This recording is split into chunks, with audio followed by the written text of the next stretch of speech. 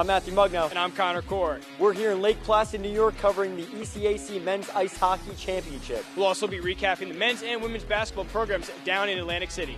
What happened with the women's ice hockey team and the NCAA tournament. All this and more on Sports Spot starting right now. Now, the Quinnipiac Bobcats are a buy-in culture. They don't have a lot of these NHL draft picks, but who should we watch out for? Who should our listeners watch out for on Thursday? For me, I'm looking at Colin Graff. On Friday night, the Bobcats defeated the RPI Engineers 8-3 here at M&T Bank Arena, decorated for the holiday festivities.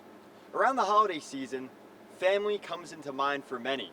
And for the Lombardis, who live in Rhode Island, they come to every game for Michael. Quinnipiac Bobcats defeated the Ohio State Buckeyes in the regional semifinal in Bridgeport, Connecticut on Sunday. This allowed them to advance to the Frozen Four in Tampa, Florida. Two players stood out in the game after a line change. Those two players, natives of Sherbrooke, Quebec, Canada. Cancer touches the lives of so many people.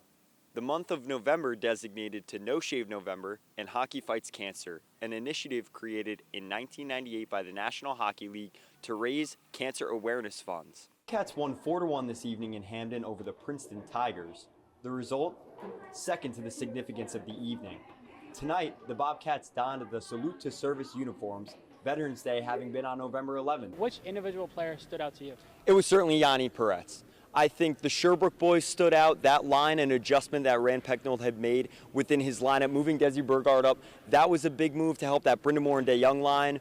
But I do think that at the end of the day, end all be all, Yanni Peretz was the difference. He stopped pucks in the second period and third period on short opportunities after surrendering a breakaway stuff in early in the game, second shift of the game. Yanni Peretz turned it on, took over the game as we've seen all season, except he did it in the biggest game of the season to send the team to the Frozen Four. They lost in 2 games last weekend. If they win this weekend, I think it brings them back into that conversation. Activating the other players.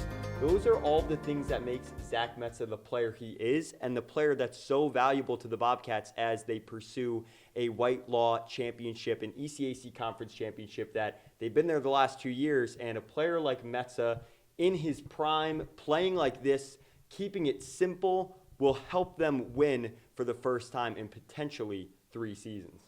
It's knowing that the level of competition you're playing is not teams that you face like Union, RPI, Dartmouth, Brown, Princeton. They're higher level teams. You have to think about how you prepped, where your mentality was and where you were at mentally as an athlete against teams like Harvard, the tougher competition within your conference. I think that's how you go into those games. Well, Ben, the Bobcats advanced to the MAC championship after that game, seeking redemption after coming up just short in 2020. Earlier today, the Bobcats faced off against the UC Davis Aggies. Let's roll the tape. Post-game dessert there, volleyball beat reporter Haley Wynn ran into a lovely group of alumni who no longer bump, set, and spike in Burke Con, but returned to enjoy the action. Take it away, Haley. Last night, I was cleaning out my closet and found some old lineup sheets from the 2021-2022 Quinnipiac men's ice hockey team. Something I noticed, a lot of players had left from last season, some names I even forgot about. And this season, an expectation was that players would need to fill these roles, and the Bobcats had a lot of doubt surrounding them. This evening in Hamden, the Quinnipiac Bobcats defeated the Colgate Raiders 3-2 in their first conference game this season. They won in a comeback victory, 3-2, and they were joined by 2 friends from home from Sherbrooke, Quebec, Canada, supporting Christophe Tellier and Christophe Fillion. Right from the warm-up buzzer, Sam and Jeremy brought emphatic energy into M&T Bank Arena. How far back does this friendship go?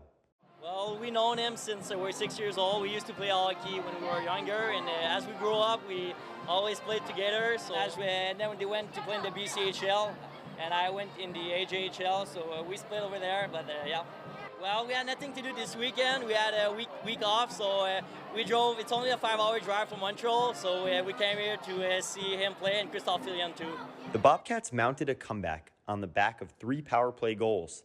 The Sherbrooke natives not holding back their excitement for their friends.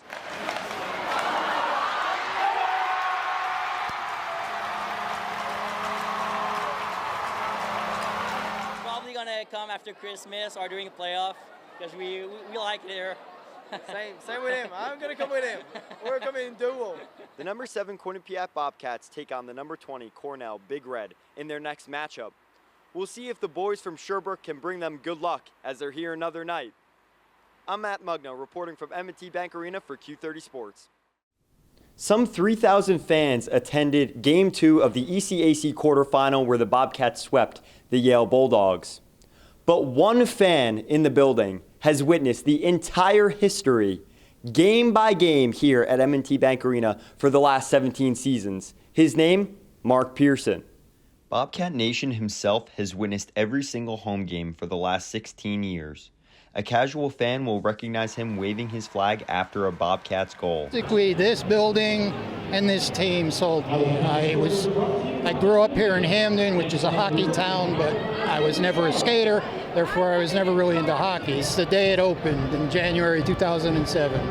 And up until February 10th, I hadn't missed a home game in this building. Unfortunately, COVID got me, so I missed senior weekend Yale Brown. But I'm back. Came into this building opening day, just a gorgeous facility. I couldn't believe this was a college rink. This was fantastic, and I just got hooked. Obviously, not missing a game in 16 years, something's working down there. A rough estimate brings me to north of 320 games, not including his road endeavors. Mark has been to 8 of the 10 ECAC away arenas as well. 17 home games and 2 playoff games a year.